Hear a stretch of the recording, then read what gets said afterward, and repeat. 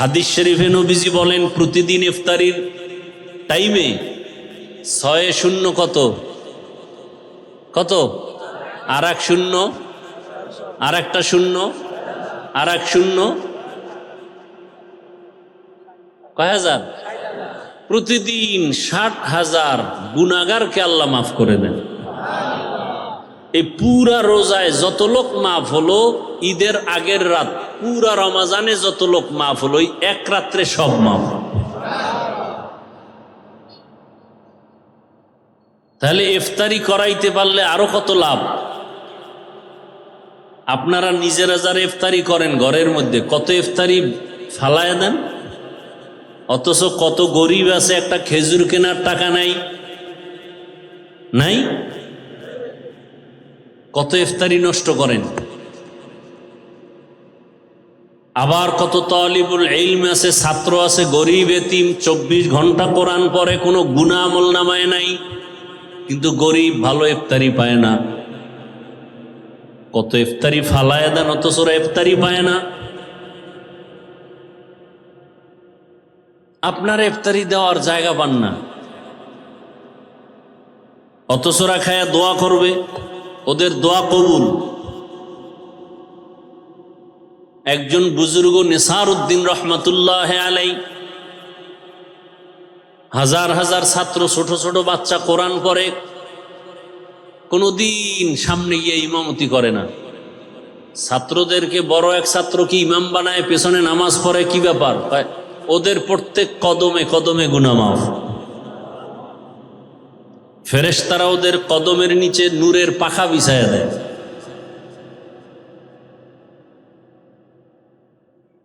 এরকম মাদ্রাসা নাই, অভাব নাই। 24 ঘন্টা কোরআন পড়ে, তাহাজ্জুদ পড়ে। আপনার হালাল অনুদান এদেরকে দেন, জাকাতের অংশই গরিব এতিমকে দেন। এতিমের হকও আদায় হলো, কোরআন শিক্ষার সহযোগিতাও হলো। কি ভাই, আমাদের দেশে কওমি মাদ্রাসা, দরসে নিজামি, এতিম অসহায় নাই, এদেরকে জাকাতের অংশ দিবেন। একদিক দা এতিম গরিবের হক আদায় হলো, আবার ইলমে দ্বীনের সহযোগিতাও।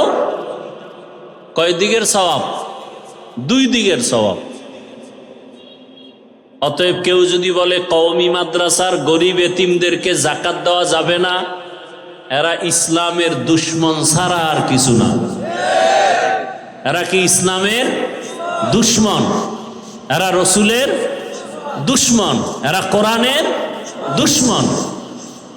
আল্লাহ হেদায়াত দান করেন, আল্লাহ হেদায়াত দান করেন।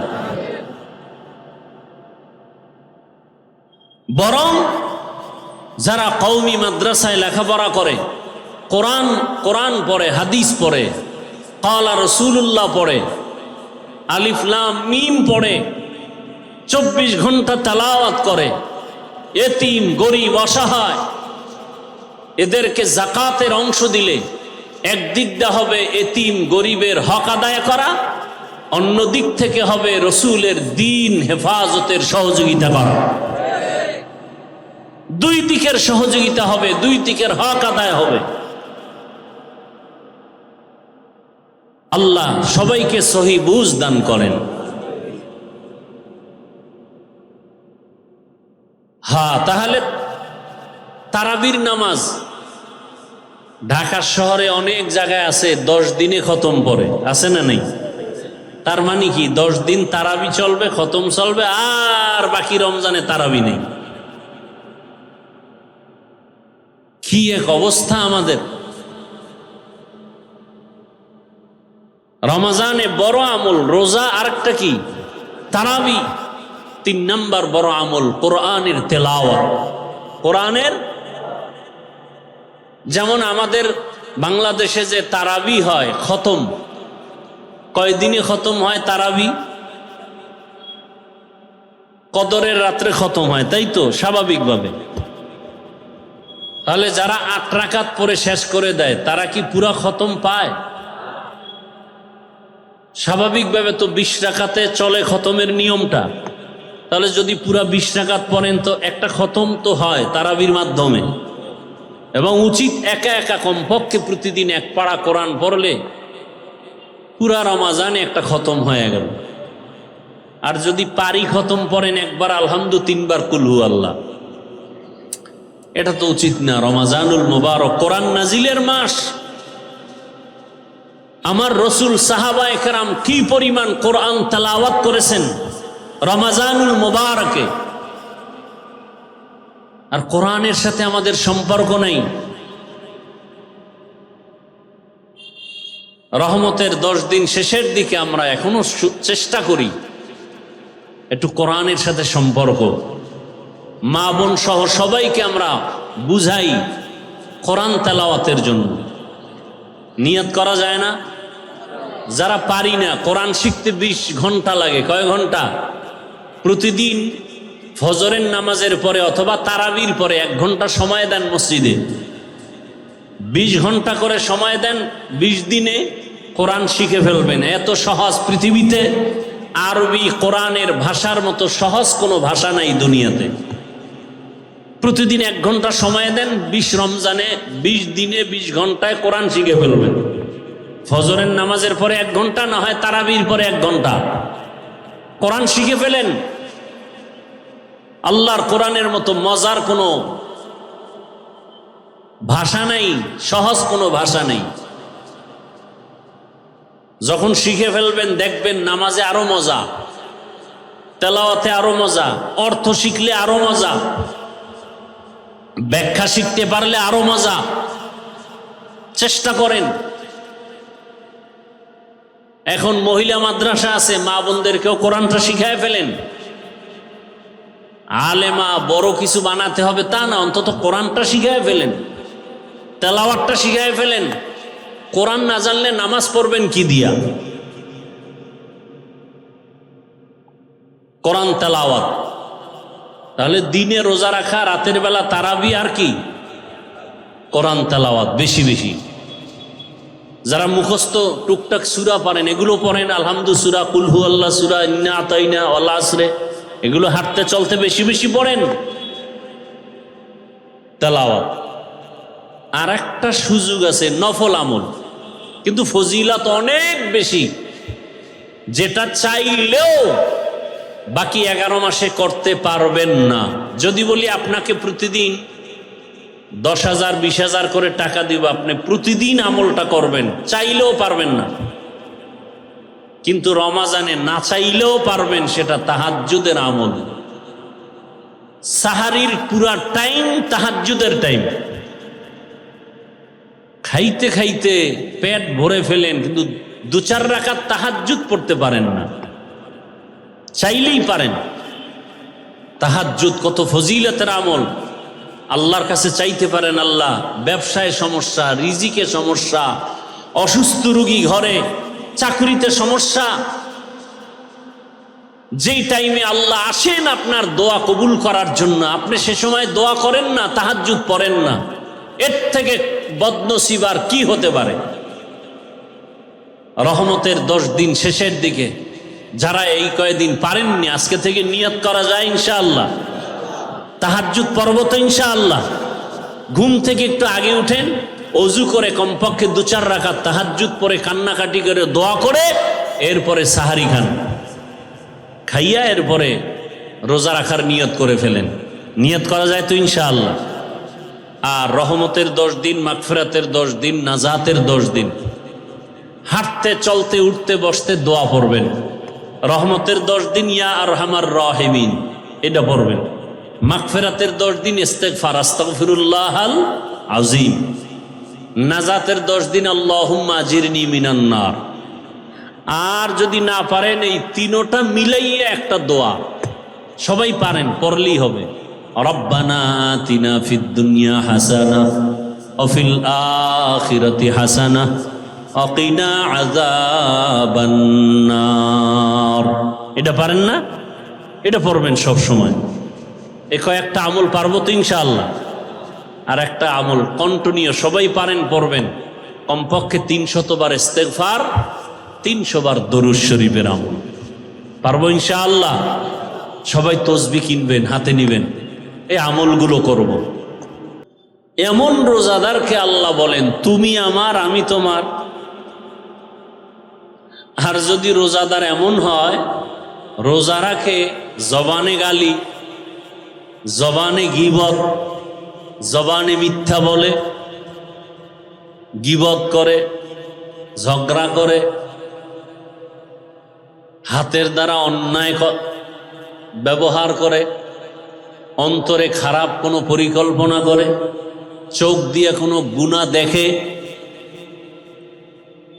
মোবাইলের মাধ্যমে হোক, তা তো চোখের রোজা হয় নাই, হাতের রোজা হয় নাই, কানের দ্বারা কোনো খারাপ আওয়াজ শুনে কানের রোজা হয় নাই, অন্তর দিয়ে খারাপ কল্পনা করে তো অন্তরের রোজা হয় নাই। অন্তরের বিচার আল্লাহ করবেন। ইন্নাস সামআ ওয়াল বাসারা ওয়াল ফুআদ কুল্লু উলাইকা কানা আনহু মাসউলা। কিয়ামতের দিন আল্লাহ পাক কানের, চোখের, অন্তরের বিচার করবেন। তাহলে রোজার এত ফজিলত, নামাজের পুরস্কার, রোজার পুরস্কার আলাদা। বান্দা তেলাওয়াত করো, পুরস্কার ফেরেশতার মাধ্যমে দিয়া দিবেন। হজ করো, পুরস্কার ফেরেশতার মাধ্যমে ঘোষণা দিয়া দিবেন। তুমি যাকাত দাও, পুরস্কার আলাদা দিয়া দিবেন। কিন্তু রোজার পুরস্কার আলাদা। আল্লাহ বলেন বান্দা আমি তোমার জন্য হয়ে গেলাম, আমি নিজেই তোমার পুরস্কার। আমি আল্লাহ তোমার পুরস্কার হব তখন যখন তোমার রোজাটা হক আদায় করে হবে। তুমি রোজাটা রাখছো, কেউ দেখে না তুমি রোজাদার। তুমি যে রোজাদার কেউ জানে না, তোমার স্ত্রীও বোঝে না তুমি গোপনে পানি খাইছো কিনা। তুমি রোজা রাখছো, তোমার ছেলেও বুঝে না, দুনিয়ার কেউ জানে না তুমি রোজাদার, দেখেও না। এর পুরস্কারটাও কিন্তু আমি হয়ে গেলাম। এই রোজাটা এমন, দেখানোর কিছু নাই। এর পুরস্কারটাও এমন যে আমি আল্লাহ হয়ে গেলাম। আমি আল্লাহকেও কিন্তু দেখা যায় না।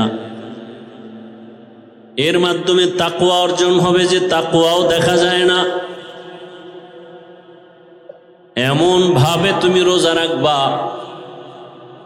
শুধু এটা তো আখিরাত মুখী একটা পুরস্কার। কিন্তু দুনিয়াতে তাকায়া দেখো, চিকিৎসা বিজ্ঞানীরা এখন মানুষকে ডায়েট করায়, না খাইয়া থাকার সাধনা করায়, সুস্থ থাকার জন্য। ডাক্তার কিনা জাহাঙ্গীর কবির সাহেব, আরো আরো কত ডাক্তারেরা ডায়েট শিখায়, না খায় থাকো, ভিনেগার খাও। কিন্তু পৃথিবীর শ্রেষ্ঠ ডাক্তার রহমাতুল লিল আলামিন কে? সারা দুনিয়ার চিকিৎসা বিজ্ঞানীরা একমত, রোজার থেকে বড় ডায়েট আর কিচ্ছু দুনিয়াতে নাই। এজন্য রহমতের নবী শুধু রমাজানের রোজা না, আশুরার রোজা, আরাফাতের রোজা, এমনকি প্রতি সপ্তাহের বৃহস্পতিবার, সোমবার দিনের রোজাও রাখতেন। সারা সপ্তাহে তুমি যা খানা খাও, সোমবার বৃহস্পতিবারের রোজা রাইখা শরীরটাকে ব্যালেন্সে নিয়ে আসো। তোমার কোনো ডায়েট লাগবে না, রোজা তোমার শরীর ঠিক করে ফেলবে। অতিরিক্ত জৈবিক চাহিদার কারণে মানুষ অন্যায়ের দিকে আগায়, রোজায় কন্ট্রোলে নিয়ে আসবে। মানুষ তিনটা লোভে পড়ে অন্যায় করে: যৌবনের লোভ, সম্পদের লোভ, সম্মানের চেয়ারের লোভ। সব লোভ কন্ট্রোল করে রোজায়। খানা কন্ট্রোল করো। নবীজি সব দিয়ে দিছে। নবী বলেন খানা খাও, পান করো, বসে দাঁড়ায় দাঁড়ায় খাইও না। বিসমিল্লাহ বলে খানা খাও, 3 শ্বাসে পানি পান করো, সুন্নত অনুযায়ী চলো। এর থেকে আর কোনো ডায়েট নাই। চিকিৎসা বিজ্ঞানী সব গবেষণা করেছে, সৃষ্টির শ্রেষ্ঠ মহাব্যক্তি রহমতের নবী যতটা আদর্শ দিয়ে গেছে খানার ক্ষেত্রে সব স্বাস্থ্যসম্মত। ডাক্তারেরা এগুলো গবেষণা করে করে এরপরে মানুষকে দেয়। মানুষ মনে করে ডাক্তার বড়, আরে সব থেকে বড় ডাক্তার তো আমার রসুল। ওখান থেকে ধার করে করে মানুষ গবেষণা করে নতুন কিছু দেয়, আমরা জানি না, মনে করি ডাক্তার বড়।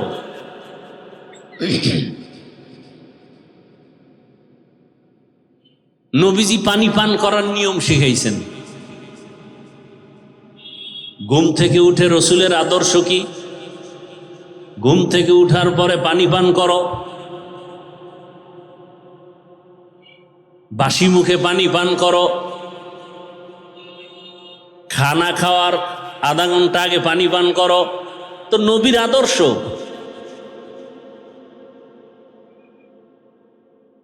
খানা খাওয়ার আধা ঘন্টা পরে পানি পান করো।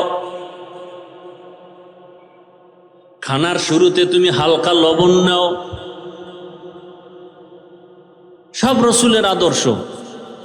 যদি কেউ মানে, কিসের দায়া? সোমবার বৃহস্পতিবার তুমি রোজা রাখো, সাহারিতে খানা হালকা খাও। অনেকে পণ্ডিতি করে, ডায়াট করতে গিয়ে সাহারিই খায় না, ডায়েট করে। নবীজি বলেন তাসাহহারু ফা ইন্না ফিস সাহুরি বারাকাহ, তোমরা সাহারি খাও, সাহারির মধ্যে বরকত। এখন এক দলে বরকত খাইতে গিয়া দুপুরেরটা শুদ্ধা এমন খাওয়া খায় যে আজান চলে এর মধ্যেও টানতেছে। খাইতে খাইতে এমন খাওয়া খাইছে যার হাইটা যে পাশে মসজিদে যাইবে শক্তি নেই, ঘরে বইয়েই নামাজ পড়ে। নামাজ যে পড়বে তাও দাঁড়ানোর শক্তি নেই, বয়ে বয়ে পড়ে।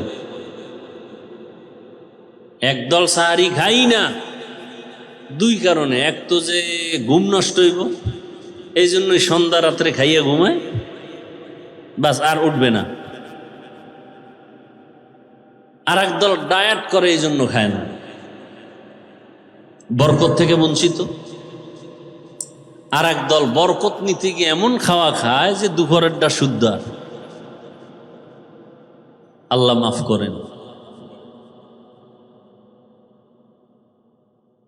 মানে বাড়াবাড়ি সারাসারি দুটোটা আমাদের মধ্যে, মধ্যম পন্থায় আমরা নাই। রমাজানের ভেতরে মৌলিক কয়েকটা আমল আমাদের, মৌলিক রমাজানের মধ্যে মূল আমল। 1 নম্বরে রোজা রাখা, 1 নম্বরে।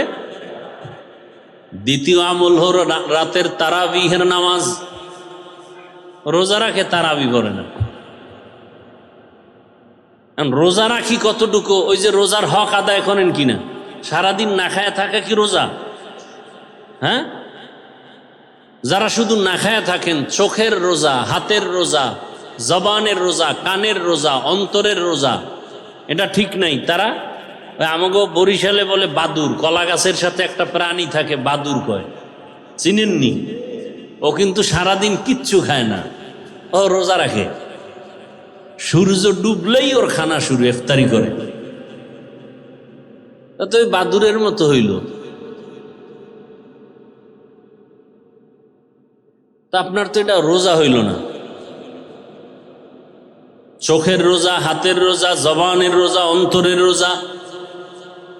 এরপরে ইফতারি সাহারি হতে হবে হালাল উপার্জনের মাধ্যমে।